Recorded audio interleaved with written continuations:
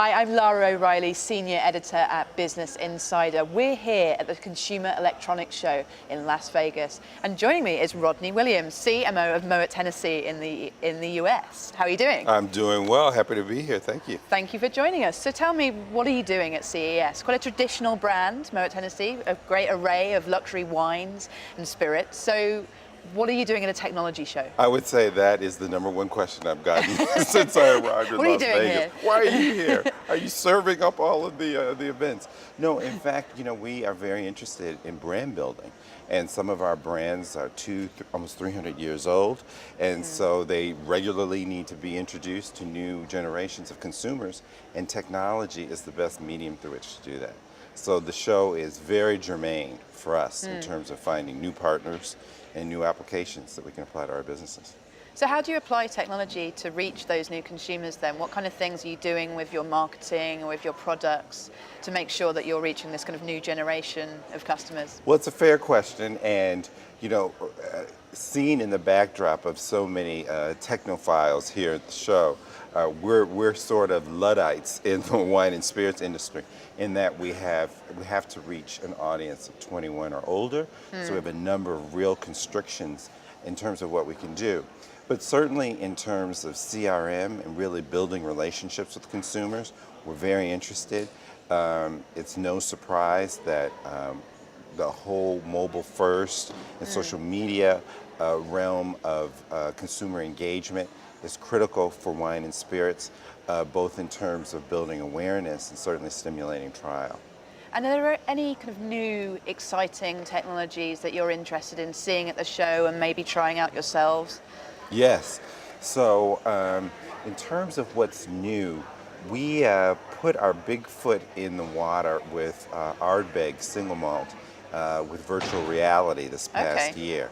And it's amazing being here at CES to see just how rapidly that technology has evolved, to the point where we can really create more enriched experiences for consumers that are a little bit more bespoke to the way in which they're engaging with the technology itself to better tell the brand story.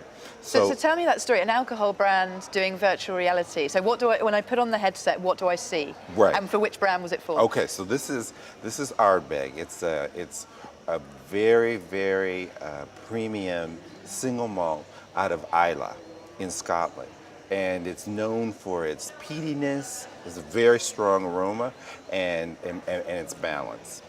And the setting of it is almost like out of a movie fairy tale or something. It's set on the coast with a rugged cliff, very dramatic setting. They draw water from a 700-acre reservoir that is just protected. The lock just serves Ardbeg. So we use virtual reality to actually take people not just inside the distillery, but really into the environment so they can experience the weather, the climate, the topography, and really get a sense of the richness of ingredients that go into creating Ardbeg itself. And where are they experiencing this? Is this at retail? Is this at events? Yeah, it's mostly at events right now, and we're certainly looking at new applications in terms of being able to deliver the experiences more broadly. One of the big challenges that we face is scalability. Because in addition to the age requirement, in the US, each of the states have their own different regulations and constrictions on how one can market, particularly spirits, but also wines. And so we have to be cognizant of all of that in terms of finding applications that help us remain compliant, but really provide an added value to the consumer.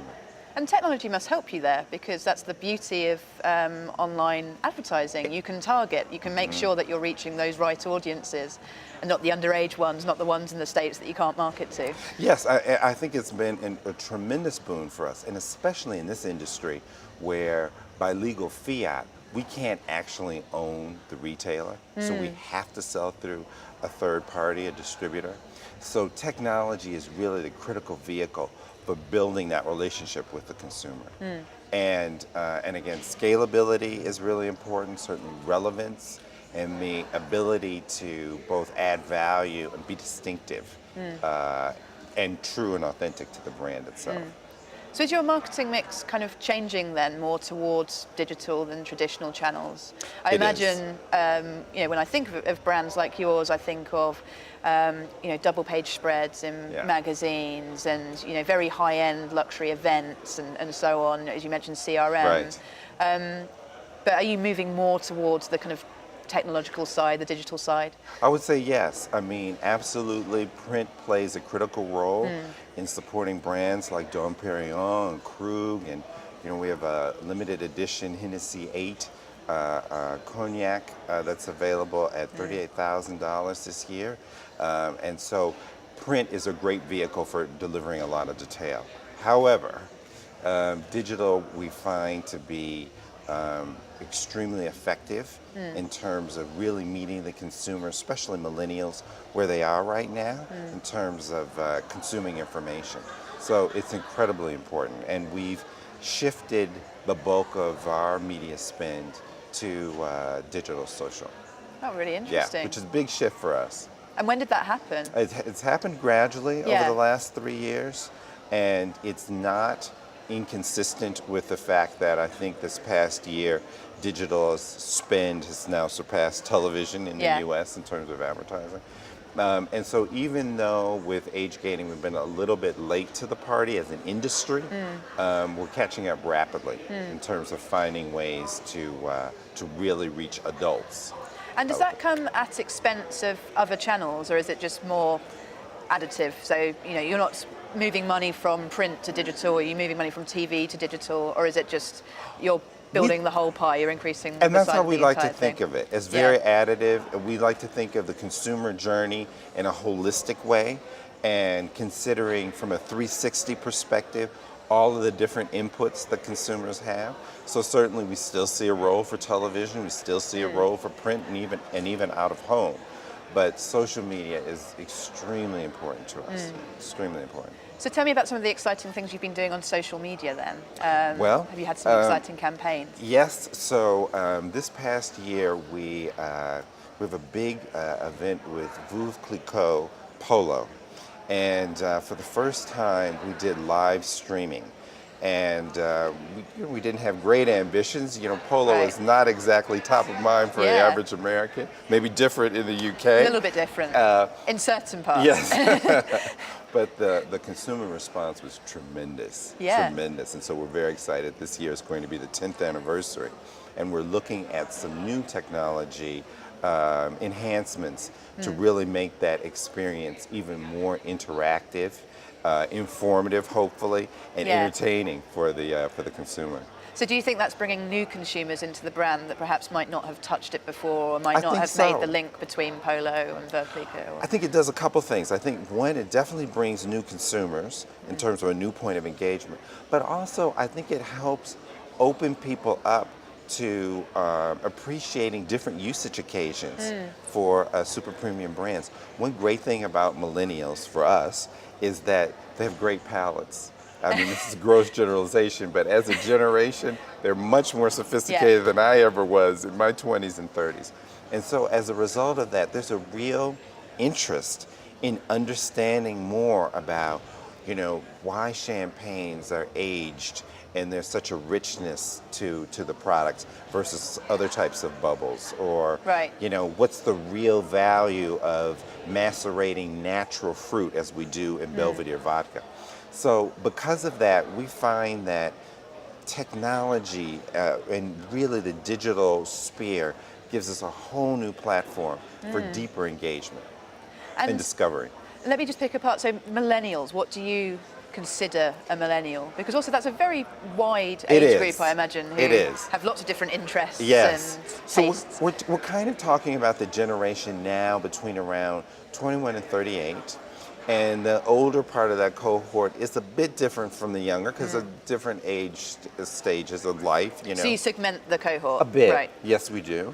But what we find about this generation, which is markedly different from Gen Xers and baby boomers, is that there's a real interest in drawing from disparate influences in terms of creating preferences.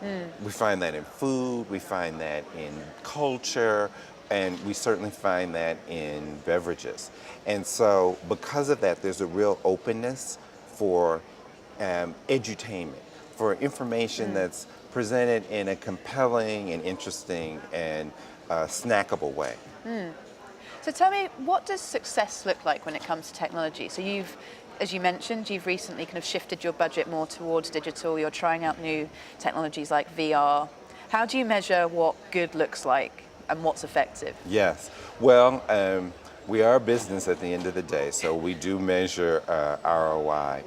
But I think really what we're after is a sort of equilibrium or some confluence between the analog world in which we create these great champagnes and cognacs and whiskeys that are aged for years, if not decades, and in a couple cases centuries, and with the whole idea of the rapidity of information and the need to really engage in a technologically forward way with a consumer who has an ability to access information very rapidly and a need to have questions answered very rapidly. And I'm guessing ROI for you isn't always direct sales like it might be with some other brands, because Right. you have some very aspirational brands that might build over time for That's very true. a 21-year-old who might not make their first purchase until they're 40 years old. Yes, that's very true. And we've been making Hennessey cognac, for instance, for 251 years. And so we have a very long-term approach in terms of building the equity. And we think that creating experiences for consumers that give them a sense of appreciation that may not pay out financially for us for another 3 to 5 years is a worthwhile investment. That's tough for a marketer, right? When It's the not- average tenure of a marketer is, what is it, 14 months? Yes. 24 months? Well, Something like that? what But you're helps- building for 14 years? That's very true. But now what helps is that if there's a steady stream of those considerations over time, and so, we all see ourselves as basically caretakers of these great brands and having a baton handed to us. So hopefully we're not starting from scratch when we move into You're taking this credit world. for the other guy. That's right, and building upon that. So tell me yourself, Rodney, are you an early adopter? Are you into all the latest tech? What kind of things do you get excited by? Yeah, so I would say I'm probably somewhere closer to the middle of the curve. There are things like the Amazon Echo that I was a very early adopter on and felt like it was a revelation. And I was probably on Twitter within the first 6 months of its coming out. Wow. But there are other things where I think I'm still playing a big game of catch up. And do you still use Twitter quite a lot? Do you use it as a kind of personal branding thing, or for as CMO of the? I of your personally company? use it much less so, but our brands and our ambassadors and our spokespeople are very reliant on it. It's a great medium for connecting with consumers. So what are you up to next at CES? What's next on the agenda? Well, we're going to meet with a number of new technology providers, so we're very excited about that, and some specific appointments. But we are going to walk the floor as the next thing. And the wonderful thing about CES is that it's almost overwhelming. It's like an adult kiddie land, fantasy land. That's right.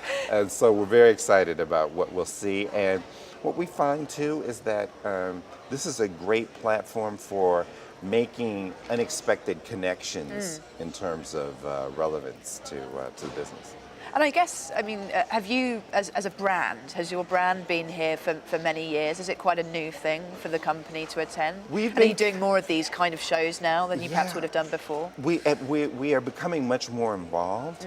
So we've had people here for the last couple of years. But given the fact that this has been going on for decades, we're relatively new to the party, but pretty excited about it. Yeah, well, enjoy the rest of the show. Thank you.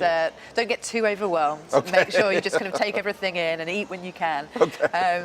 But thank you so much for joining us, Rodney. It's been a pleasure to have you here. My pleasure. Cheers. Thank you. Cheers.